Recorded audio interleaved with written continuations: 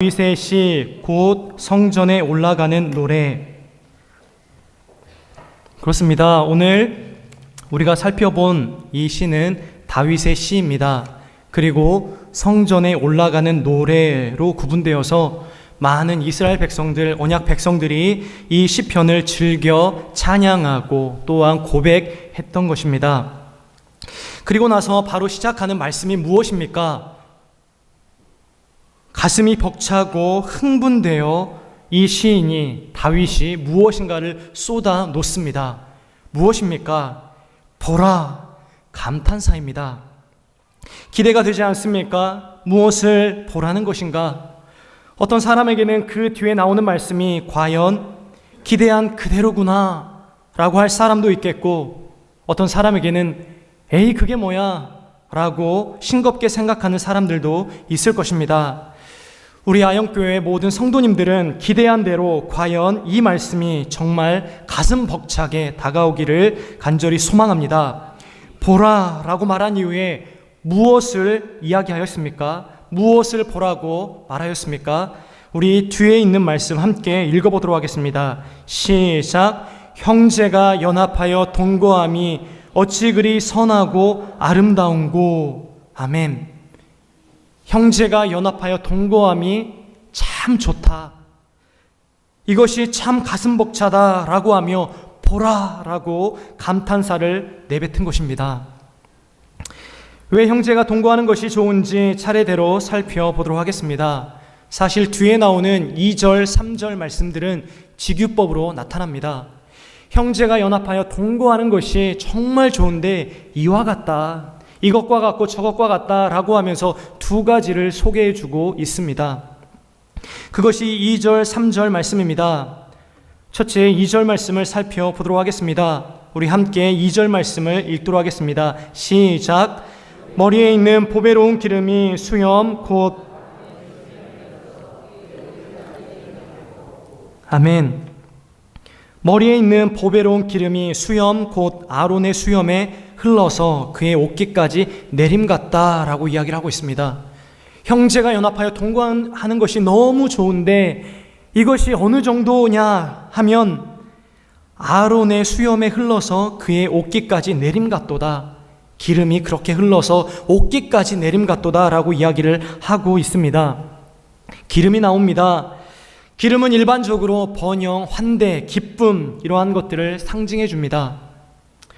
이러할 때 쓰이지 않았습니까? 그리고 치료제로도 쓰이지 않았었습니까? 그래서 기름은 좋은 것이라고 기억하면 좋을 것 같습니다. 그러나 여기에 나타난 기름은 일상생활에서 사용되는 기름이 아닙니다. 무슨 기름이라고 이야기하고 있습니까? 보배로운 기름이라고 이야기를 하고 있습니다. 이 말씀이 또 한 군데 나오는데 히스기야가 바벨론의 사신들에게 보여준 물품 가운데 하나로 등장하였었습니다. 열왕기하 20장 13절 말씀을 제가 읽어드리겠습니다. 히스기야가 사자들의 말을 듣고 자기 보물고에 금은과 향품과 보배로운 기름과 그의 군기고와 창고의 모든 것을 다 사자들에게 보였는데 왕궁과 그의 나라 안에 있는 모든 것 중에서 히스기야가 그에게 보이지 아니한 것이 없더라 라고 이야기를 하고 있습니다. 여기에 보배로운 기름이 등장합니다. 어쨌든 자기 보물고에 보관을 해야 될 정도로 이 기름은 보배로운 기름이었습니다. 너무나도 좋은 것이었고 또한 그 쓰임이 보배로운 기름이다 라고 할 정도로 그렇게 쓰였었습니다. 어떻게 쓰였습니까? 제사장의 머리에 부었던 관례가 생각나지 않습니까? 제사장이 임명되었을 때 그 제사장의 머리에 이 기름을 부어줍니다. 보배로운 기름을 부어줍니다. 물론 이 기름은 제사장의 임직뿐만 아니라 왕의 임직 시에나 또한 선지자의 경우에도 이 기름이 쓰였습니다. 이 기름은 너무나도 값진 기름이었고 또한 기름 부음 받은 종으로 택할 때에 쓰인 기름이 바로 이 기름입니다. 그러면 제사장은 하나님께 기름 부음을 받고 거룩한 제사장의 직무를 수행하게 되는 것입니다. 왕도 마찬가지고요, 선지자도 마찬가지입니다. 이 보배로운 기름을 받아서 그에 합당한 직무들을 행하게 되어졌던 것입니다. 오늘 말씀이 그러한 어떤 이미지를 그려가면서 설명해 주고 있습니다. 보배로운 기름이 수염 곧 아론의 수염에 흘러서 그의 옷깃까지 내림 같다라고 이야기를 합니다. 제사장에게 부어졌으니까 그 거룩함이 어느 정도였겠습니까? 그 거룩함이 충분히 흘러내렸을 것입니다. 그리고 오늘 본문은 그러한 그림의 이미지를 상기시키면서 이와 같이 이야기를 하는 것입니다. 충분히 흘렀다는 것은 어떻게 알 수 있습니까? 아론의 수염에 흘러서 그의 옷깃까지 내림 같다라고 이야기를 합니다. 충분히 흘러내린 것입니다. 이러한 기름이 우리 성도님들 가운데에도 충분히 흘러내리시기를 간절히 소망합니다. 이 기름은 무엇일까요? 이 보배로운 기름은 무엇일까요? 이 기름은 다른 것이 아니라 거룩함입니다. 거룩한 제사장들에게 하나님이 기름을 부으셔서 그 제사장으로서의 직무들을 감당하게 하셨습니다. 왕들도 마찬가지입니다. 하나님께서 왕을 임명하시고 그에게 기름을 부으심으로 말미암아 그에 합당한 직임들을 감당하게 하셨습니다. 하나님께서 택하신 그 백성들을 하나님의 뜻에 따라 통치하도록 그 사람을 선별하였고 또한 그 사람에게 기름을 부으심으로 말미암아 그에 합당한 직무들을 감당하게 되었던 것입니다. 어쨌든 하나님이 구별하였습니다. 특별히 오늘 말씀에서는 아론이 등장하지 않습니까? 제사장이 등장하지 않습니까? 구별하였다라는 것도 거룩함인데 그 중에서도 구별하는 사람들이 제사장인 줄로 믿습니다. 이러한 제사장, 그것도 가장 최고의 제사장인 아론의 수염에 흘러서 옷깃까지 내림 같다라고 이야기하였습니다.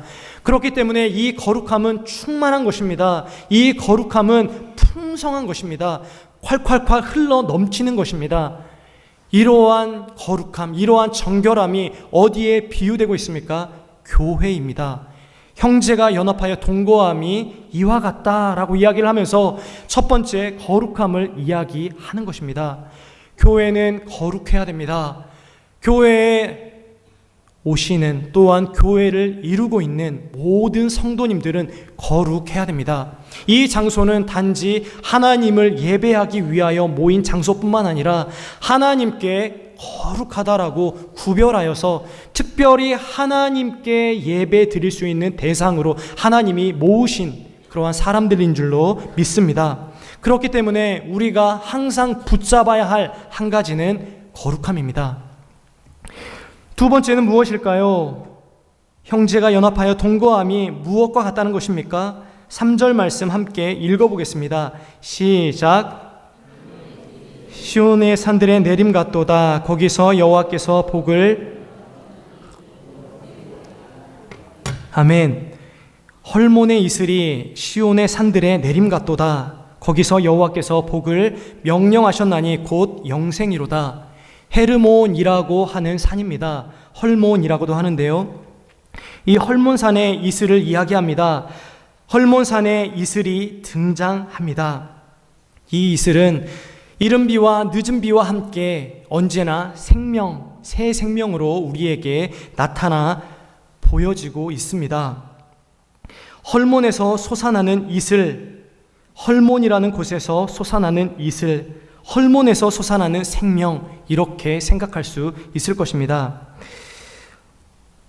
헐몬산은 우리가 알고 있는 것처럼 갈릴리로부터 쭉 위쪽으로 올라가다 보면 예수님께서 변화산 사건 때에 제자들로 말미암아 깜짝 놀랄 정도로 변화된 그러한 어떤 역사가 있었던 산이 바로 헐몬산입니다. 그리고 그 밑에는 이따가 살펴보겠지만 가이사랴 빌립보가 있습니다.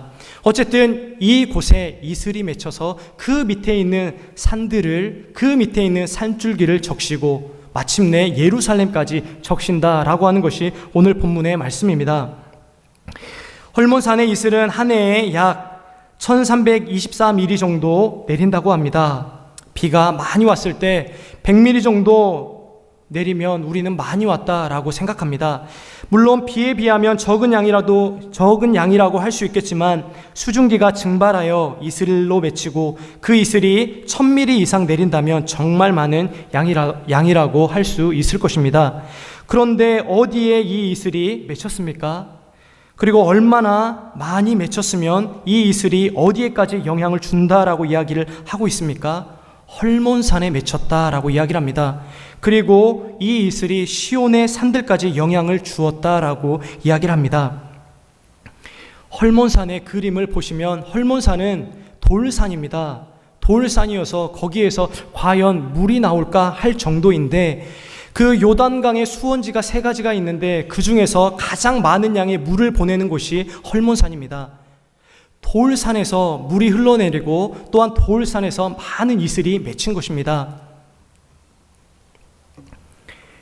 이 헐몬산은 우리에게 어떠한 또 메시지를 던져주냐면 이스라엘 역사 가운데 바알신을 숭배하였던 곳이 헐몬산입니다. 바알신을 모셨던 곳이 헐몬산이고 또한 그리스 시대에 그 가운데에서는 많은 신들과 또한 제우스 신전 또한 여러 가지 동물의 신전들을 모신 곳이 바로 헐몬산입니다.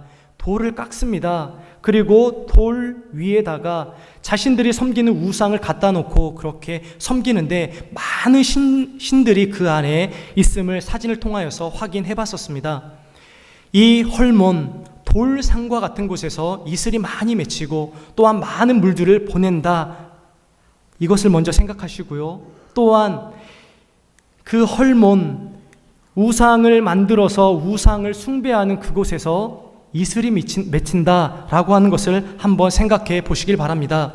이 2가지의 그림을 생각해 보라고 하는 것은 사실 예수 그리스도께서 제자들에게 너희는 나를 누구냐? 너희는 나를 누구라고 하느냐라고 말하였던 곳이 바로 헐몬산이기 때문에 그렇습니다. 헐몬산은 돌산입니다. 헐몬산은 많은 신들이 있었습니다. 그런데 헐몬산에서 이슬이 맺히고 그 이슬로 말미암아 시온의 산들을 적시는 역사가 일어났다라고 본문은 이야기합니다. 역사 가운데 그 헐몬산에서 많은 우상들을 섬기는 일들이 일어납니다. 하지만 그곳에서 하나님의 아들이신 또한 하나님이신 우리 주 예수 그리스도가 너희는 나를 누구라고 하느냐라고 물어오는 것입니다. 그때 베드로가 무엇이라고 고백하였습니까? 주는 그리스도시요 살아계신 하나님의 아들이시니다 라고 고백하였습니다. 우리가 섬기는 이 세상이 우리가 살아가고 있는 이 시대가 헐몬과 같습니다. 돌짝 밭과 같고 또한 돌산과 같은 곳이 바로 우리가 살아가고 있는 이 시대 아닙니까? 그러나 이곳에서 이슬이 맺혀집니다. 그리고 많은 양의 이슬을 내보내서 시온의 산들을 적시는 역사가 일어나는 것입니다. 우리가 살아가고 있는 이 시대는 우상이 점철된 시대입니다. 우리의 마음 가운데도 우상이 있고 여기저기를 봐도 우상이 가득합니다. 우상으로 가득하고 또한 악이 관영한 시대가 바로 이 시대 아닙니까? 헐몬과 같은 곳입니다. 많은 우상을 차려놓고 섬겼던 그러한 곳에서 주님이 동일하게 물어오는 것입니다. 너희는 나를 누구라 하느냐? 누구라고 대답하시겠습니까? 우리가 섬기는, 우리가 살아가고 있는 이 세상은 정말 우상으로 가득 차 있습니다. 우리의 마음은 그 우상에 동요되고 자꾸만 우상을 제조하는 공장으로서의 역할들을 우리의 마음이 감당하고 있지 않습니까? 그런데 주님은 그러한 곳에서 동일하게 물어오십니다. 너희는 나를 누구라 하느냐?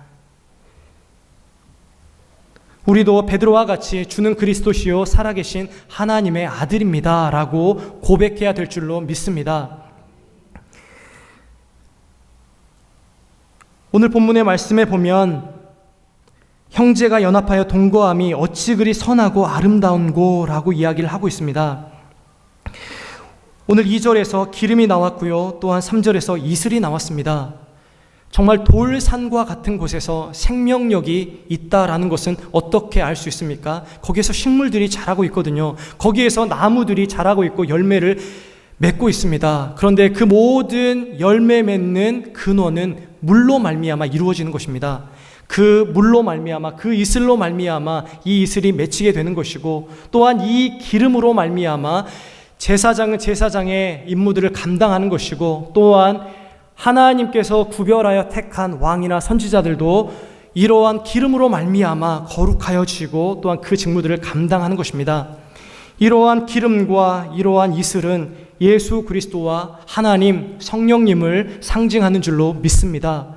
여전히 우리가 살아가고 있는 이 시대는 우상이 가득하고, 또한 우리의 마음 가운데에는 그 악을 주체할 수 없을 정도로, 우리 안에서 여과할 수 없을 정도로 우리가 그 죄악에 노출되어 있고, 또한 죄와 타협하며 그 죄의 길을 걸어가는 것을 볼 수 있습니다. 그러나 여전히 오늘 말씀에서 이야기하는 것처럼 기름은 내려오고 있으며, 또한 이슬은 내려오고 있습니다.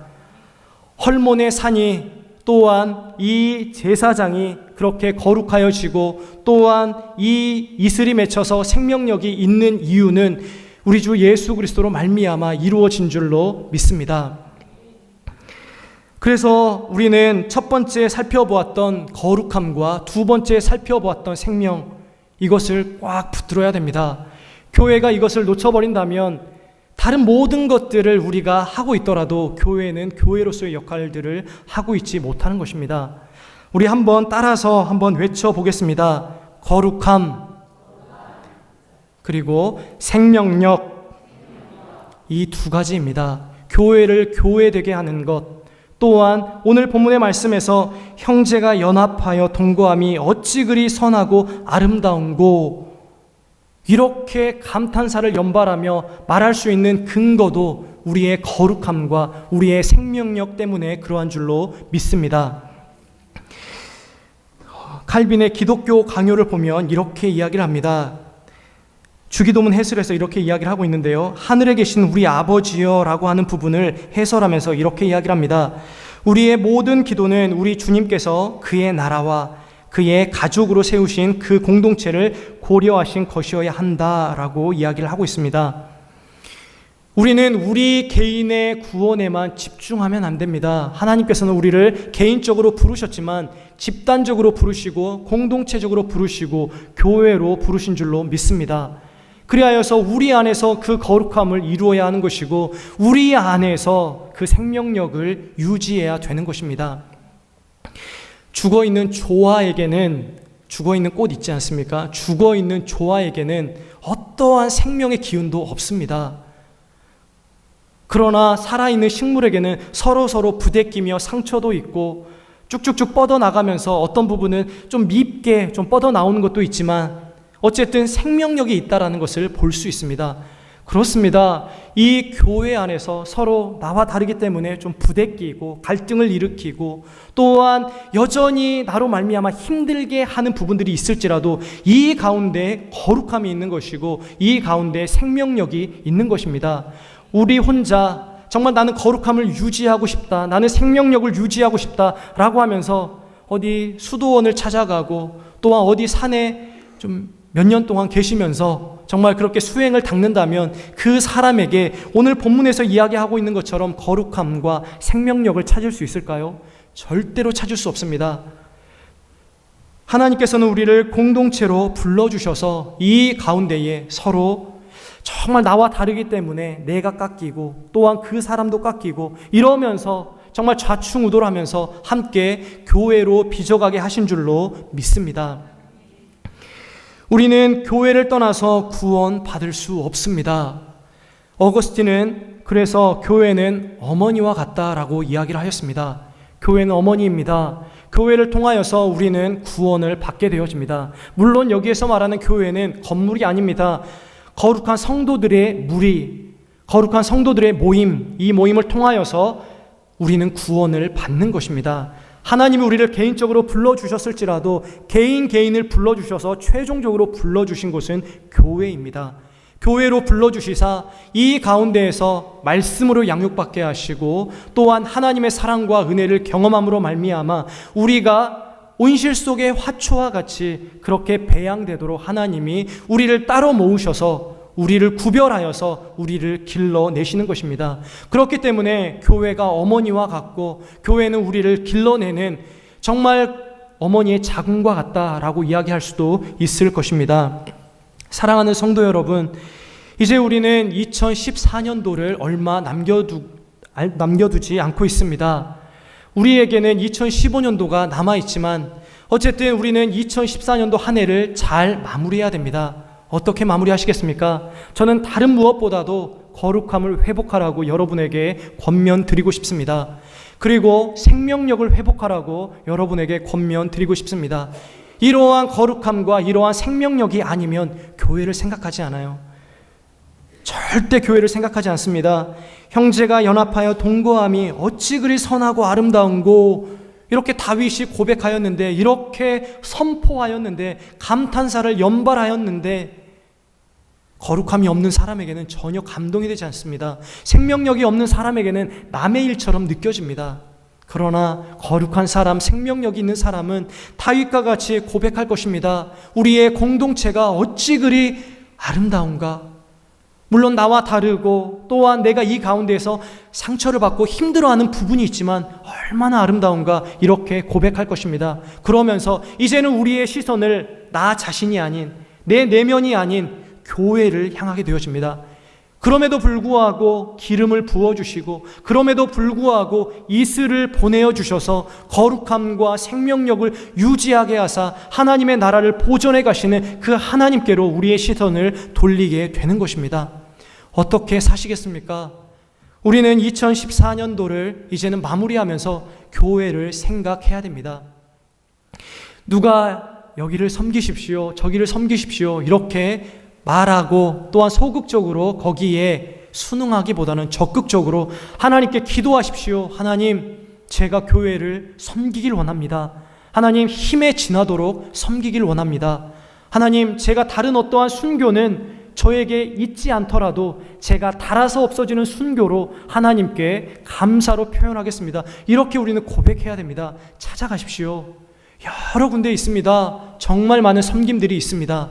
하나님께서는 여러분들을 초청하시고 그 가운데에서 은혜를 부어주실 것입니다. 그러나 그렇게 찾아가기 전에 우리의 내면을 먼저 돌아보십시오. 내 안에는 거룩함이 있는가?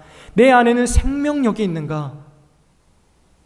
거룩함과 생명력이 없다면 자포자기하는 심정으로, 그래, 나는 거룩함이 없으니까, 생명력이 없으니까 될 대로 되면 좋겠다, 이렇게 자포자기하면서 나아가는 것이 아니라 하나님 앞에 진실하게 기도하십시오. 하나님, 주님께서 십자가에 못 박혀 돌아가심으로 말미암아 구원의 은혜를 베풀어 주셨는데 제가 지금 생명력이 없습니다. 거룩함이 없습니다. 하나님, 정말 예수 그리스도를 믿는 증거가 제 안에 나타나지 않습니다. 저도 제 자신이 싫습니다. 하나님, 어떻게 해야 됩니까? 하나님, 도와주십시오. 다른 어떠한 통로를 통하여서 제가 회복되어지는 것이 아니라 거룩함을 통하여서, 생명력을 통하여서 제가 회복되어지고 주님께서 저를 부르신 목적이 이 교회 가운데에서, 이 시대 가운데에서 드러나게 하여 주시옵소서. 이렇게 적극적으로 기도하시기 바랍니다. 이렇게 기도하는 한 사람 한 사람을 주님은 결코 외면하시지 않으실 것입니다.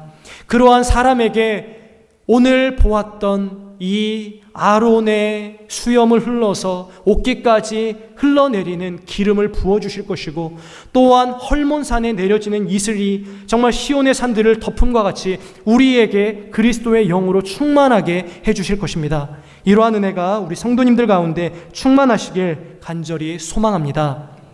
우리 함께 기도하겠습니다. 우리 이 시간 기도할 때에